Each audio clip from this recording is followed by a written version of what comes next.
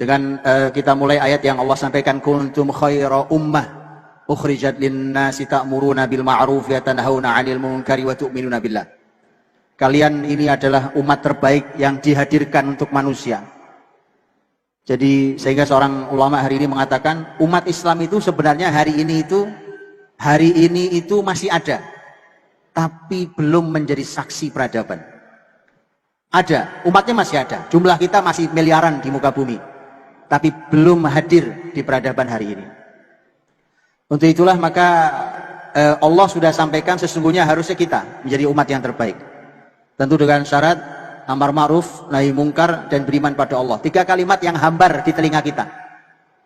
Amar ma'ruf hambar, nahi mungkar hambar, campur menakutkan dikit. Iman pada Allah lebih hambar lagi. Sayang sekali, sangat amat disayangkan. 3 kata inilah yang menjadi syarat utama kita menjadi khairu ummah. Dan demi Allah, umat terdahulu, muslimin, memiliki kekuatan di peradaban, kemakmuran, kesejahteraan, keadilan, dan seterusnya. Itu karena mereka punya 3-tiganya. Kalau hari ini kita bukan khairu ummah, itu artinya tidak memegang 3-tiganya. Kalau kita rasa kita sudah melakukannya, rasanya kita sudah amar ma'ruf, rasanya kita sudah nahi mungkar, rasanya kita sudah beriman, nampaknya harus ada definisi yang dikoreksi ulang. Supaya kita tidak menyalahi itu, karena kita merasa kita melakukan, mengapa kita seperti hari ini.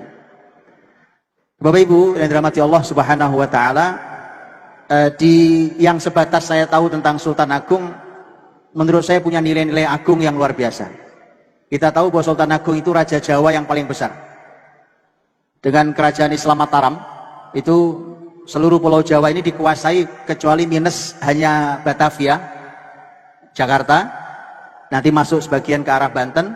Di Jakarta itu sudah coba diupayakan untuk diambil alih oleh Sultan Agung dari kekuasaan Belanda, tapi gagal. Bahkan banyak korban dari pasukan Sultan Agung.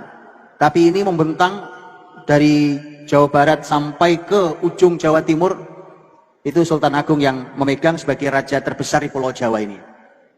Karena itulah maka dia pasti jadi inspirasi. Karena yang menarik adalah bahwa Sultan Agung ini sesuai dengan nama di lembaga besar ini, Sultan Agung ini membawa Islam. Membawa Islam dalam kehidupannya, di dalam kepemimpinannya.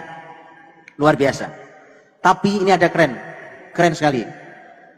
Yang luar biasa, sebelum saya sampaikan poin-poinnya juga, ada satu poin penting, Pak. Sultan Agung itu dilantik jadi raja, jadi sultan umur 20 tahun, Pak. Saya sudah teriak-teriak jauh-jauh hari. Karena di dalam sejarah Islam ini, kita itu harus, kalau betul pendidikan kita akan irit usia kita. 20 tahun itu jadi sultan, itu bukan satu-satunya, bukan Sultan Agung. Sejak zaman awal Islam, sampai Sultan Agung, bahkan sampai belakangan, para founding fathers kita bukan orang tua-tua, Pak. Founding fathers negeri ini waktu mendirikan bukan orang tua-tua. Kita harus pahami itu. Anak-anak muda.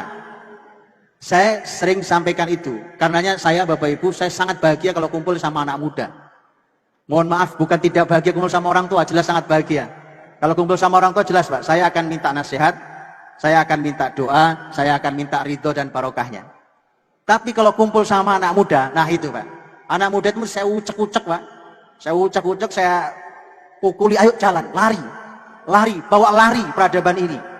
Dipanggul, yang kuat pundakmu nak, yang kokoh punggungmu. Umat ini sudah sakit, lelah, bahkan sudah ada yang tidak sadarkan diri. Sementara kita melihat bagaimana penyakit di generasi muda hari ini. Coba Bapak Ibu perhatikan, bukan sebuah kebetulan.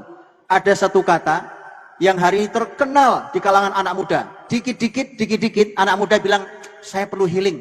Healing, dan healing. Kita semua tahu arti healing, Bapak dokter yang paling paham. Jadi semua sadar mereka lagi sakit, Pak. Anak-anak muda sadar mereka sakit, padahal simpel sekali.